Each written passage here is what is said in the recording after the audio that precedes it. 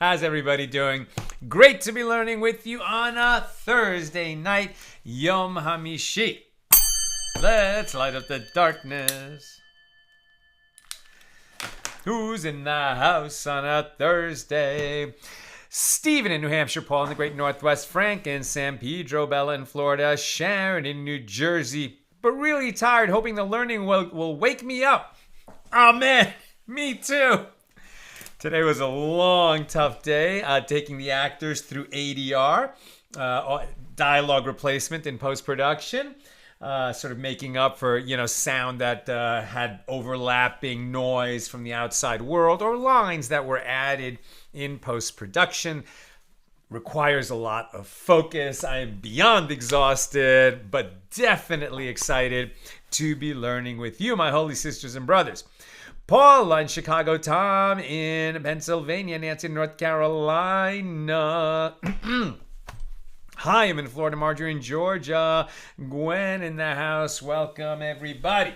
And we did post a new Jewish joke. Are you guys on Instagram? You got to follow me on Instagram, Accidental Talmudist. I'm always posting the greatest Jewish jokes of all time there. And the star of our movie, Mark Feuerstein, who was in today, who actually... Our movie is a thriller, but of course, Nina and I wrote it, I directed, so we worked in a classic Jewish joke. And Mark tells it in the movie, and he told it today. And you can find that at Accidental Talmudist on Instagram. Okay, we're daf. Today's page 29 here in Tractate Bava Metzia, the 22nd volume of the Talmud. We're working our way through chapter 2, and now our discussion continues. Mishna number 9 that we opened yesterday. If you find an animal that belonged to your fellow Jew, so you have to take care of it until the owner can come and claim it. But I mean, how much money do you have to spend feeding that animal? Well, if it's an animal that can be worked, like an ox or a donkey, for example, or a sheep, you could shear it and sell the wool.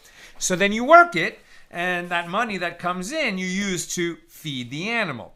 If feeding the animal is going to end up costing more than the animal is worth, so you can sell the animal and then keep that money to give it to the owner when the owner, God willing, will come and realize the animal was lost and that you proclaim you found it, and he'll hear that you found it, he'll come, give the distinguishing marks, and then you would give him the money or give him the animal accordingly. We pick this up at the bottom of page 28b. I have like a canker sore on my tongue, and it hurts to talk. So, best thing to do, talk for an hour. Okay, here we go.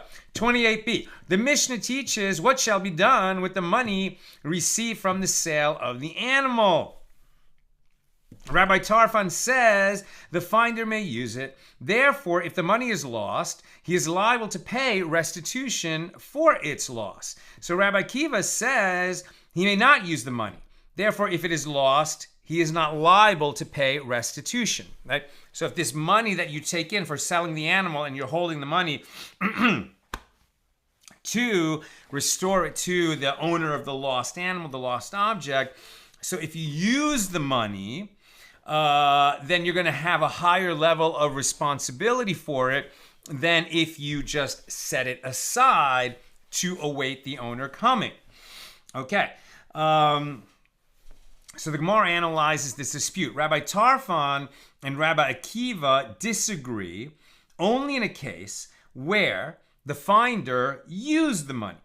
But in a case where the finder did not use the money, everyone agrees that if the money is lost, the finder is exempt from paying restitution for its loss. So the Gemara suggests, let us say, that this shall be a conclusive refutation of the statement of Rav Yosef, as it was stated that there is an Amoraic dispute with regard to the legal status of a bailee charged with safeguarding a lost item. Rabbah said his legal status is like that of an unpaid bailee. And so therefore he is liable to compensate the owner of the deposited item only if he was negligent in guarding it, right? But if it was something beyond his control, he wasn't negligent, then he's not going to be liable for the loss. Rav Yosef said the legal status of one who is charged with guarding a lost item until the owner can come and claim it, his legal status is like that of a paid bailee, right? So obviously, if I ask you to watch my item for me as a favor, then you're an unpaid bailee and you have less responsibility if something goes wrong. If I say to you, hey, will you watch my item and I'll pay you, now you're going to have a higher level of responsibility. So we know already the law of the unpaid bailee and the paid bailee. And what we're examining here is the finder of a lost item who is charged with guarding that item until the owner can come and claim it. Is he like an unpaid bailee or a paid bailee? A paid bailee is liable if the item is lost or stolen. The unpaid bailee is not. So when the Mishnah teaches that if a finder did not use the money, everyone agrees that he is exempt from paying restitution for its loss, which would be like an unpaid bailee. But this apparently contradicts the statement of Rav Yosef. So the Gemara answers that Rav Yosef could have said to you, in cases of theft or loss, everyone agrees that a bailee charged with safeguarding a lost item is liable to pay restitution for it. When they disagree is in a case of damage caused by circumstances beyond his control, for which it is the obligation of a borrower to pay compensation. A borrower is a different category, not like an unpaid bailee or a paid bailee. Right? If you come to me and say, can I use that item, then you're borrowing it. Right? That's going to be a different level of responsibility. You asked to use my item. Of course, you have a high degree of responsibility for it. The highest, actually. If you're renting the item from me, okay, at least I'm getting some compensation for your using it. But if you're using the item because I lent it to you as a favor to you, you're going to have the highest level of responsibility.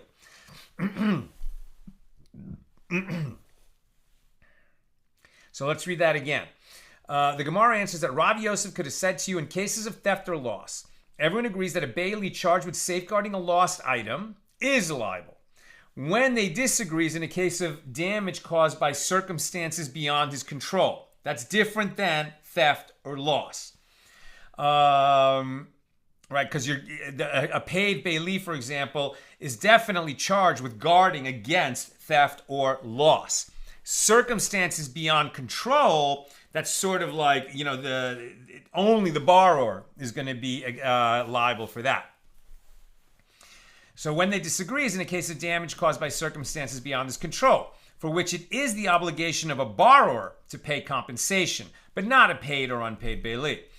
So the Gemara elaborates. Rabbi Tarfon holds the sages permitted the finder to use the money that he got for selling the animal because it was going to be too expensive to feed it, and he is therefore a borrower with regard to it, that money that he made use of, and is liable to compensate the owner even in the event of circumstances beyond his control. And Rabbi Akiva holds the sages did not permit him to use the money, and he is therefore not considered a borrower with regard to it.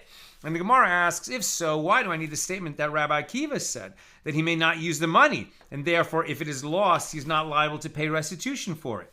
Granted, if you say that it is in cases of theft or loss that they disagree, I understand that that is the reason that the Tana in the Mishnah teaches that Rabbi Akiva says he may not use the money, and therefore if it is lost, he's not liable to pay restitution. And the Gemara explains, since it enters your mind to say that the legal status of the finder is like that of a paid bailee, so in accordance with the opinion of Rav Yosef, and that in cases of theft and loss, the finder is liable to pay restitution, Rabbi Akiva teaches us, therefore, if it is lost, he is not liable to pay restitution. And now that you have said that he may not use the money, he is not a paid bailee, and he is not liable to pay restitution in cases of theft or loss. But if you say that in cases of theft or loss, everyone agrees that a bailee charged with safeguarding a lost item is liable to pay restitution for it, and when they disagree, it is in cases of damage caused by circumstances beyond his control, for which it is the obligation of a borrower to pay compensation, then what is the meaning of the statement of Rabbi Akiva that therefore, if it is lost, he is not liable to pay restitution for it? That would be meaningless. Rather, this is what the Mishnah should have taught. Rabbi Akiva says the finder may not use the money, and I would know that since he may not use the money, he is not considered a borrower, and consequently bears no financial responsibility. Why do I need the statement that Rabbi Akiva said, therefore, if it is lost, he is not liable to pay restitution? And the Gemara answers, the explanation appended to the statement of Rabbi Akiva is indeed extraneous. And it was added in order to create a parallel between the formulation of the statement of Rabbi Akiva and the formulation of the statement of Rabbi Tarfon. The phrase, therefore, if the money is lost, he is not liable to pay restitution for it, that phrase was appended to the statement of Rabbi Akiva due to the explanation when he says, therefore, if the money is lost, he is liable to pay restitution for it, that was stated by Rabbi Tarfon. So the Gemara asks, and why do I need the statement that Rabbi Tarfon said, therefore, if the money is lost, he is liable to pay restitution for it? The Gemara answers, this is what the Mishnah is saying. Since the sages permitted him to use the money, his legal status is like that of one who actually used it, and therefore he is liable to pay restitution for it. We just have a few more paragraphs left of this discussion of Mishnah number 9. And it's complicated because, they're really trying to establish what is the level of liability, the level of responsibility that a finder of a lost object bears in order to watch the animal, or if the animal was too expensive to feed, for as long as it might take till the owner shows up, that you sell it and then you have to watch that money, right? So is the finder like an unpaid bailee, a paid bailee, a borrower? We haven't talked about a renter, so it's really one of those three. What level of responsibility does he have? In other words, is he liable only if he was negligent? Is he liable if there was theft or loss? Or is he liable even if there was circumstances beyond his control that resulted in the loss? Now, let me just read to you where the law ended up. And you can see why we're confused is because this is a debate that remained a debate even long past the Talmudic era. So this is the halacha. As long as the lost item is in the finder's possession, it is then, and if it is then stolen or lost, the finder bears financial responsibility like a paid bailee and must compensate the owner for the loss or theft. Right, so the first line of how the halakha is stated is, you find an item, you're taking care of it for somebody who lost it. While it's in your possession, if you lose it, or if it's stolen from you, you have to compensate the guy who lost it and you picked it up. Now that's pretty surprising, right? I mean, you're trying to do a mitzvah by returning the lost item, and now you're assuming a responsibility as if you were getting paid for it. That shows the degree to which the mitzvah of returning a lost object obligates us, right? And now you can maybe understand a little bit more why we only bear this degree of obligation towards a fellow Jew, right? It's not that you owe this to the whole world. It's that the whole Jewish people is like one family, right? We're all descendants from Abraham, Isaac, and Jacob.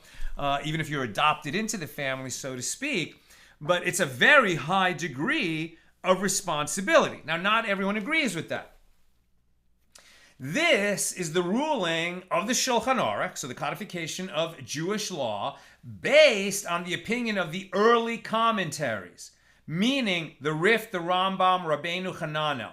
Right, so these are commentaries 500 years after the Gemara was, redacted. And these commentators rule in accordance with the opinion of Rav Yosef, as the discussion in the Gemara is conducted according to his opinion.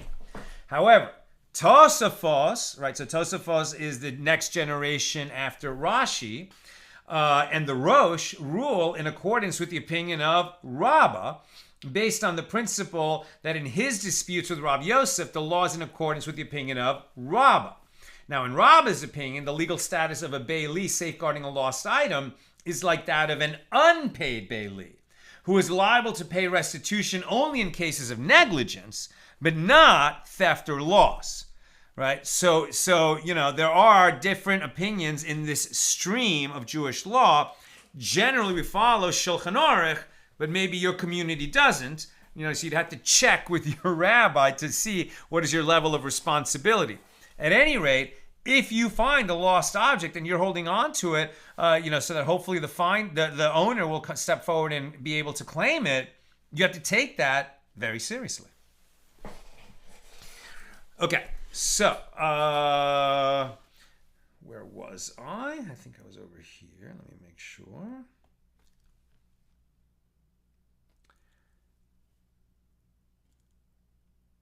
Right. So the Gemara asks, how can Rav Yosef explain that the dispute in the Mishnah is with regard to damage caused by circumstances beyond his control? Only a borrower is liable for that. Even all the opinions that we read do not hold you liable like that you're liable even for circumstances beyond your control. No one holds that way, right? So even here in the Gemara, we didn't go that way. But doesn't the Mishnah teach, therefore, if the money is lost? And the disagreement between Rabbi Tarfon and Rabbi Kiva is with regard to a case of damage due to loss, and not with regard to a case of damage caused by circumstances beyond one's control. And the Gemara answers, and now we're on page 29b, that the statement in the Mishnah, therefore, if the money is lost, he is liable to pay restitution for it. This can be explained in accordance with the opinion of Rabbah. As Rabbah says, concerning another Mishnah on page 58a, when the Tana says that they were stolen, the reference is to a case where the item was stolen by armed bandits. And when he says that they were lost, the reference is to a case where the agent's ship sank at sea. So Rav Yehuda says that Shmuel says the law is in accordance with the opinion of Rabbi Tarfon, who said that it is permitted for the finder to use the money. And the Gemara relates there were these dinars that belonged to orphans that were in the possession of Rechava. And Rechava came before Rav Yosef and said to him, what is the law? Is it permitted for me to use these dinars? You still have to replace them if you use them, or can you not even use them? You have to essentially bury them, awaiting for the owner to come and claim them. Now Rav Yosef said to him, this is what Rav Yehuda says that Shmuel says, the law is in accordance with the opinion of Rabbi Tarfon. And Abaye said to Rav Yosef, wasn't it stated concerning this law that Rabbi Chalbo says that Rav Huna says? The sages taught this law that is permitted to use the money only in a case of money received from the sale of a lost item that one found and that is no longer financially viable for one to tend to it. This is permitted since he exerted himself and tended to it. But in the case of lost coins, that's different, right? You found an animal. It was going to be better for the owner not to feed the animal every day for a year, which is going to end up costing the owner more than what the animal is worth. So you sold the animal, converted it into money, and now that money that you're holding for the owner, they've been arguing whether you could use it or not.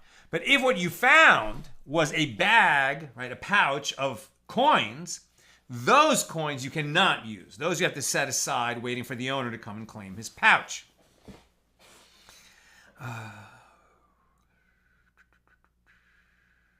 But in the case of lost coins, where he did not exert himself in order to tend to them, it is not permitted for him to use them.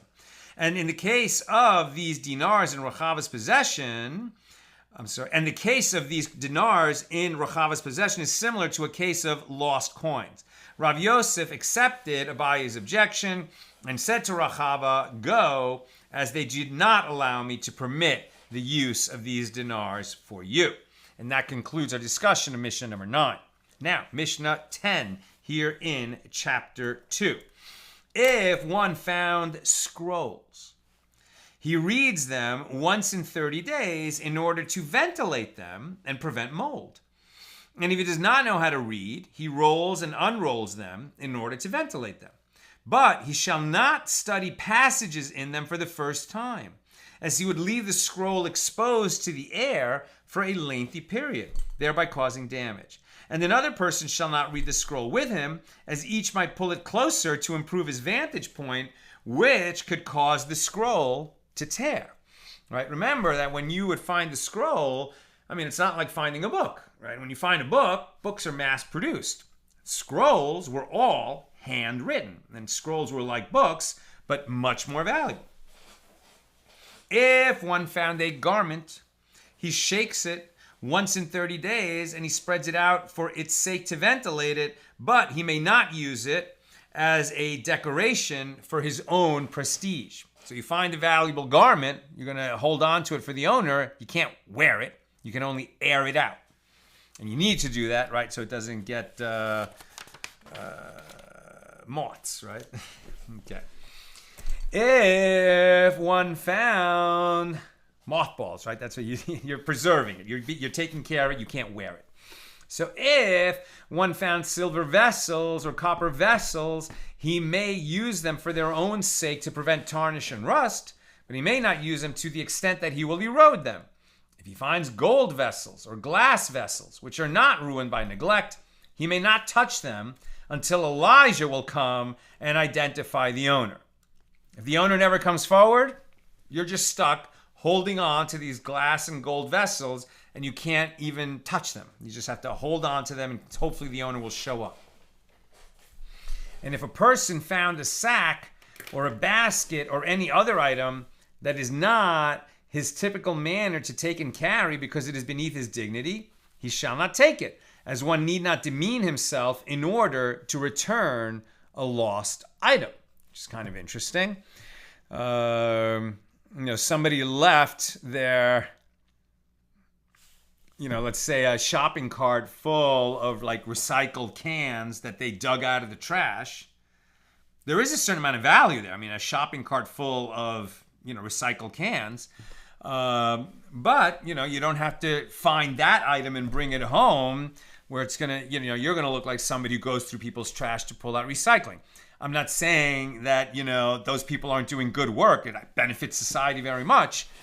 But it's not something that everybody does. And according to this Gemara, or according to this Mishnah, you would not have to, bring such an item home. Now the Gemara. Shmuel says one who finds tefillin in the marketplace and is in need of tefillin assesses their value and immediately places the money aside for the owner. Now, I'm not quite sure what that means. Are you saying... Let me just read that. One who finds tefillin. If one finds tefillin, he should assess their value, and he is permitted to don the tefillin immediately in accordance with the opinion of Shmuel. Now, I don't think what you're saying is that you're seizing the tefillin and essentially purchasing them, making them your tefillin, and just setting money aside to give to the owner when he comes. I think when the owner comes, you give him the tefillin. But since you need tefillin, and it's better, man has to wrap tefillin every day. A Jewish man has to wrap tefillin every day, and in ancient times they wore tefillin all day long.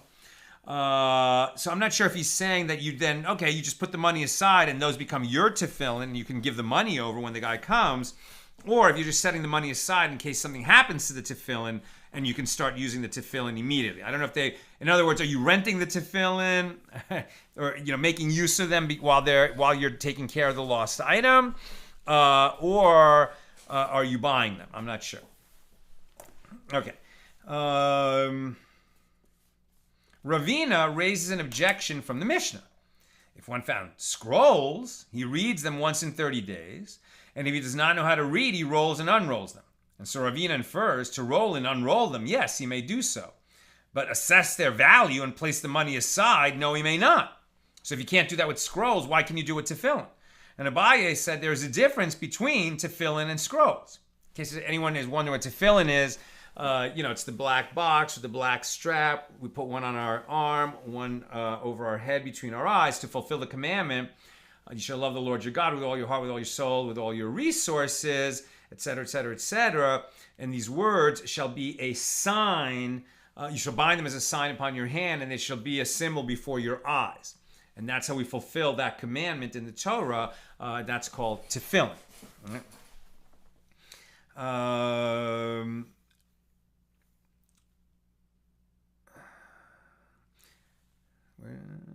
Right, so Bava said there's a difference between tefillin and scrolls. Tefillin are available at the house of Bar Chavu, where they are produced in large quantities, but scrolls are not available, as Torah scrolls are not easily obtained. These days, obviously, books are much more commonplace than tefillin, but tefillin are more commonplace than Torah scrolls, right? So if we're talking Torah scrolls, extremely valuable object. A Torah scroll, if you commission a new one to be written, can cost $50,000, $75,000, $100,000. Tefillin cost anywhere from about $300-$400 up to $2,500, $3,000, depending on how fine they are. The sages taught in a baraisa, in the case of one who borrows a Torah scroll from another, that person may not lend it to a third person. He may open it and read it, provided that he does not study passages in it for the first time, lest the scroll be exposed for a lengthy period of time and sustain damage. And another person shall not read the scroll with him, lest the scroll tear. Right? So it seems like when we're talking about scrolls here, we're talking about Torah scrolls. And it's so interesting that you can open it and read it under certain circumstances, but you can't study a matter for the first time. Meaning, you can open it and read it, you can't open it and study it. Right? You can open it for a few minutes, you can't open it for hours and hours and days and days. And likewise, in the case of one who deposits a Torah scroll with another, the bailee rolls it every 12 months, and he may open it and read it. If it is for himself that he opened it, it is prohibited. Sumako says, in the case of a new Torah scroll, one rolls it every 30 days because the ink is not yet dry and must be more frequently ventilated. By contrast, in the case of an old Torah scroll, one rolls it every 12 months. Rabbi Eliezer ben Yaakov says, in the case of both this new Torah scroll and the case of that old Torah scroll, one rolls it every 12 months. It's worth noting that if you're talking about Torah scroll, as opposed to like a document, in our minds, you could think a scroll. Oh, okay, well, it could be like a scroll, like maybe this long that's rolled up. You unroll it, you can see all the text, you roll it up. A Torah scroll, to roll it means that you would want to expose, every column in the Torah scroll. Right, so that's the whole 5 books of Moses, written one column at a time. And, it takes a good 15, 20 minutes and 2 people working to roll, like I pull one of the dowels to me, like expose them maybe 3-4 columns, roll it up, pull it back, roll it.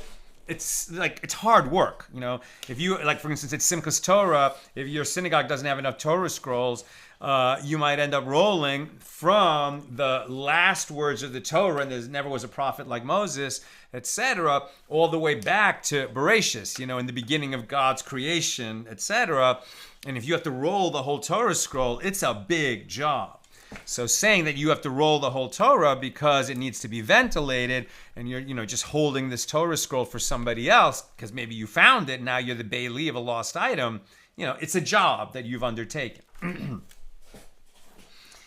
Now, the Gemara analyzes the baraisa. The master said, in the case of one who borrows a Torah scroll from another, that person may not lend it to another, the third person. The Gemara asks, why did the Tana teach this law specifically with regard to a Torah scroll? This is the law with regard to any item as well. If you borrow something, you can't go lend it to a third person. Your responsibility is to use it for as long as you said you would borrow it and then return it to the owner. So why are we going to mention that law specifically about a Torah scroll?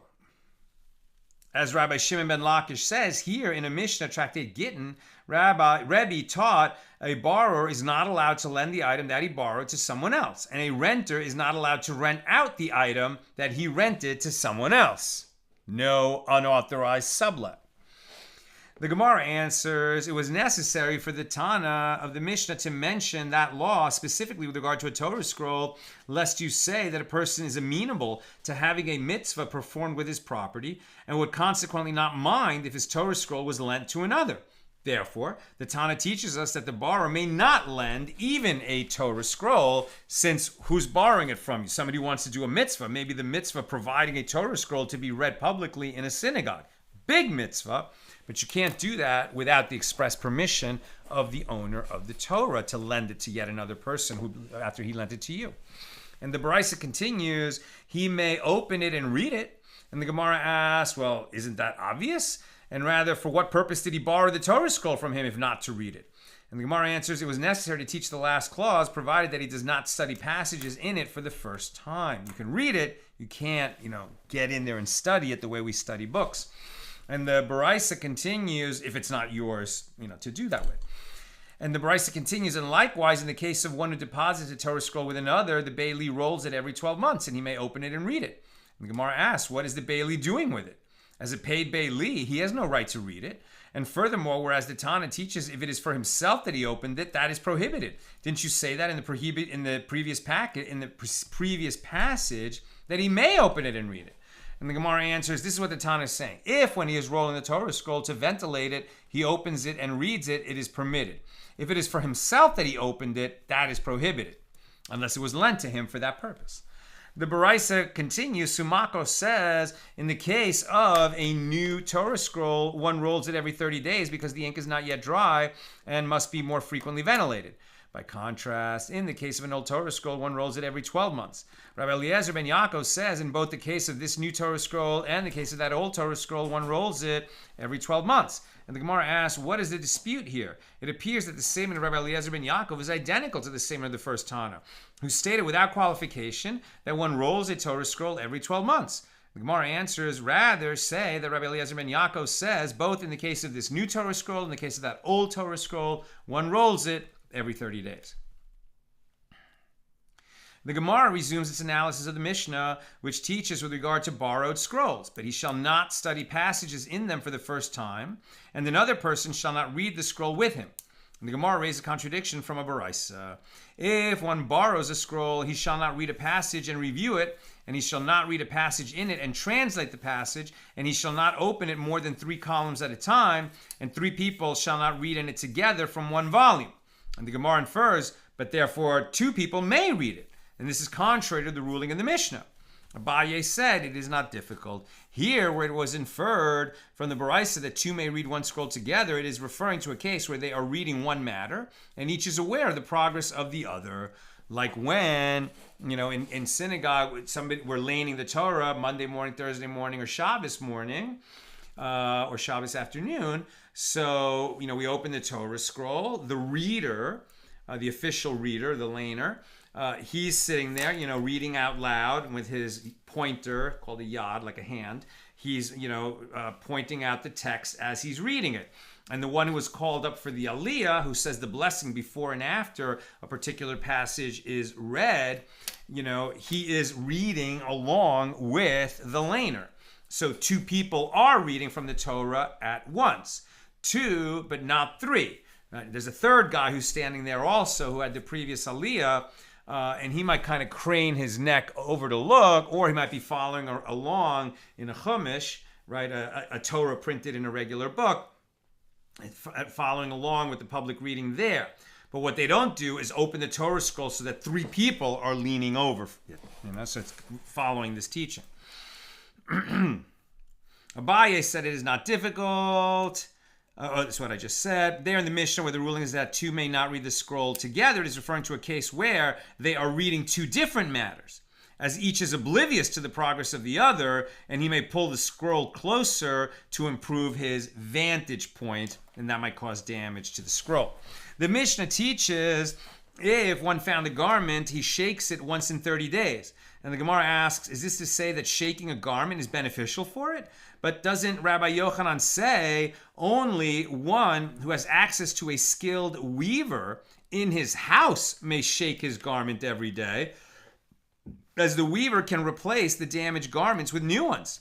And the sages say shaking a garment every day is harmful to it, but shaking it once in 30 days is beneficial. So if you wish, say instead, this is not difficult. In this Mishnah, where the ruling is that shaking a garment is beneficial, the reference is to a case where one person shakes the garment. And that statement of Rabbi Yochanan, who rules that shaking the garment causes damage, is referring to a case where two people shake the garment and it could rip.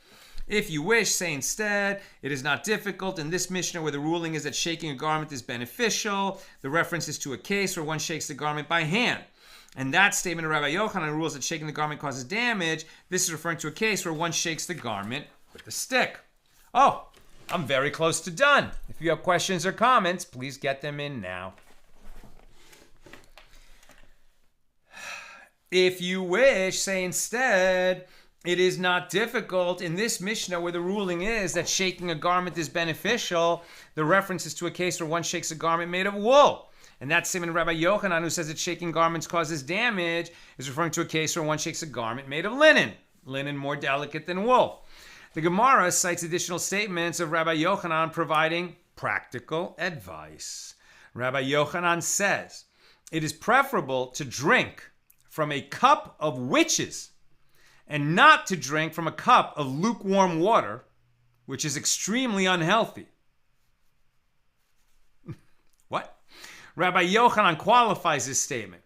We said this only with regard to lukewarm water in metal vessels, but in an earthenware vessel, we have no problem with it. That is actually quite interesting. We don't drink from metal vessels generally, and with good reason. Metal vessels impart a flavor to the liquid that is not good. And even in metal vessels, we said this only in a case where the water had not been boiled. But if the water had been boiled, we have no problem with it. And we said, and they didn't have stainless steel, by the way, so getting more of the picture. And we said that lukewarm water is unhealthy only in a case where one did not cast flavorings into the water. But if he casts flavorings into the water, we have no problem with it. And Rabbi Yochanan says, in the case of one whose father bequeathed to him a great deal of money, and he seeks to lose it, he should wear linen garments and use glass vessels and hire laborers and not sit with them to supervise. I'm going to read that again. That is good advice.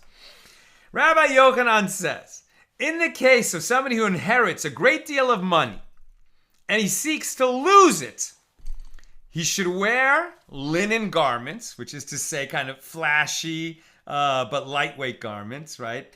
Cheap stuff that looks good but doesn't last. He should use glass vessels that break easily, looks fancy but breaks easily, and hire laborers and not sit with them to supervise. Like just tell the laborers, go do it and not supervise them. You're going to lose your money quickly. That is good advice. And the Gemara elaborates, he should wear linen garments. This is stated with regard to Roman linen, which becomes tattered quickly. He should use glass vessels, meaning if he wants to lose all his money. This is stated with regard to expensive white glass. And he should hire laborers and not sit with them. The explanation is that this applies to laborers who work with oxen, whose potential for causing damage is great if they are not supervised, as they will trample the crops, and then the owner will be liable for the damage that these oxen that were used in his employ caused to other people. He's going to be liable for that, so he should be on hand to supervise such laborers. And that's what I've got for us today. With God's help, we'll be together tomorrow, Friday, at the regular Friday time, noon Pacific. Couple questions. Tom, what if the animal's lost because of negligence by its owner? How did the animal become lost in the first place? Great question. I mean, they have not addressed that, right? We have not talked about how did the animal come to be lost. The fact is it was lost, somebody found it, and now you have this obligation to, return it to the owner as long as it has distinguishing marks, and it was a situation where the owner would not have despaired of recovering it. Now, if he was sufficiently negligent, then maybe he would have despaired of recovering it due to his negligence. But so far, we have not talked about negligence on the part of the owner, so I'm not sure what the answer to your question is. Very good question. Sharon, wouldn't increased responsibility to a finder discourage a finder from seeking out the rightful owner? Absolutely. And nevertheless, they're not going to run away from the fact that according to Torah law, it seems that your responsibility to return that object, is a kind of hardcore responsibility. So they're not going to diminish your liability further than the Torah would seem to establish as your liability. And so, they could have lowered the liability, but if they can't lower it beyond what the Torah mandates. The Torah is not clear on this, but based on these derivations, they're saying that the Torah is clear to them that this is your minimum responsibility, either that of an unpaid bailee or that of a paid bailee. But all agree your responsibility is not that of a borrower. Lucy, when something is stolen from you and you are not negligent, isn't that a circumstance beyond your control? I think what they're saying there, right, is that's why armed bandits are distinct from other kinds of theft. In other words, why was it stolen? Was it stolen because you did everything that a reasonable person would do, and then somebody held, a sword to your throat and said, "Give me that object"? I think that is circumstances beyond your control. But if the way you guarded the object was to put it on your back porch, and then some thief who, said, "Oh, I could take that," and took it, then you were, maybe negligent. Maybe negligent is too strong a term, but certainly you can see why a paid bailee would have to bear that loss. Jonathan, right. I took these instructions as how to take care of a Torah rather than just what to do if you are the bailee of a Torah that you found. We have 8 to 10 Torah scrolls, but usually read from only 2. I don't know how often the other ones are rolled. I think I'll ask. Very good. And Bill, I'm a bit confused. Why isn't it enough to say it's beneficial to shake the garment once a month, but not daily, because the latter is too much? Surely it is a good thing to, for example, wash your hands well, but not to scrub so hard that you damage the flesh of your hand. I agree with you. I'm not sure why they couldn't just establish that in a more clear manner. We are going to talk a little bit more about how you care for a garment at the top of tomorrow's class. So perhaps we'll get more of an answer to your question then. That's what I've got for us today. So with God's help, tomorrow, new